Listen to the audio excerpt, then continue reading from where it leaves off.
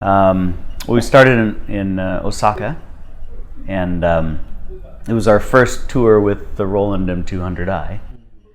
The first impression was that it sounds very good. Very good. And then as far as the tour in Japan, we love Japan. We love the people, the food. The technical side is always perfect. The crew at each one of the venues sets everything up very well, and it always sounds good. I found the M200i online. I was doing a search for a client of mine, trying to find a small mixer, and started looking into that. And the Roland M200i came up as something that was new, that was coming out. It wasn't shipping yet, and I looked at the inputs and outputs and what it had, and was familiar with the Roland product from the VS2480 that I used to mix on, and saw that it was a small rack width mixer that had enough capability to do what I do. I brought the M200i on tour because of the size. The size of the M200i is perfect for touring because you have so many outputs. I'm able to do in-ear mixes on it and send out the sends that I need for the house mix. Left, right, sub, fill, using the matrix sends. So that's why we brought it, because it has all the capability that we need. 12 outputs and 24 ins. Because I'm not using the venue, because the M200i does what I need it to do, and it's programmed exactly the way that I want it. All I need to do is adjust the house and EQ the house, and then for the ear mix, it's perfect for my guys. So the band gets the same in-ear mix every single time. What I've run into over the last 8 years of mixing Take 6 is that there's a different in-ear mix with every mixer that I use.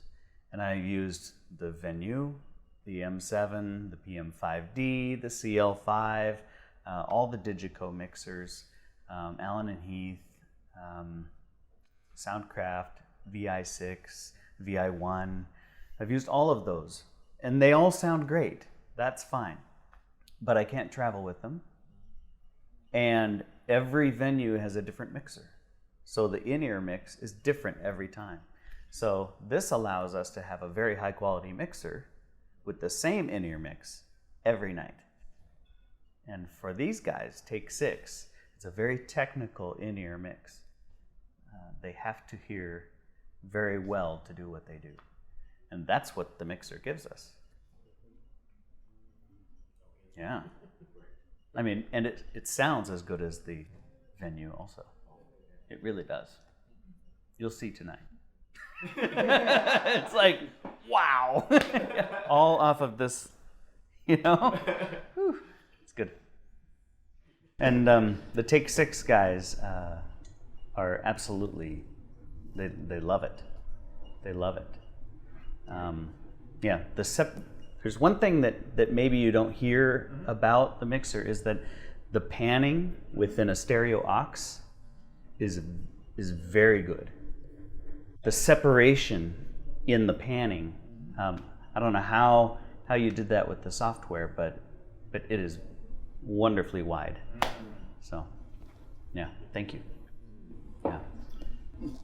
I think I have two favorite functions. One is how the iPad is integrated, that I can touch the iPad and then use the Surface. It's seamless between the two. All of the function on the iPad and how it interacts with the faders and the knobs is, the workflow of it is very seamless and very efficient. For instance, if you want to look at other mixers, there are some parts of other mixers that make it inefficient. There are so many buttons on the mix surface that change every time you touch a different menu that it becomes confusing during the mix and you end up slowing down your mix. So if you want to make an effect change or a compression change, it takes a few moments to figure out what all of your functions are.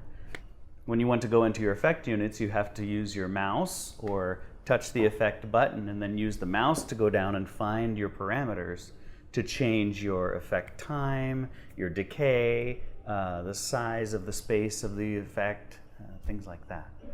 So that's why I like the M200i. It's touch, touch, turn, and you're done. Yeah. And you'll see tonight, I invite you to sit behind me and watch the mix, how fast it is. It's a fast mix, and I mix fast. I do a lot of things in my mix. So Thank you. efficiency. She said. If you're looking at buying the M200i, there is no mixer on the market that will give you as much capability and an efficient workflow for the price that it costs.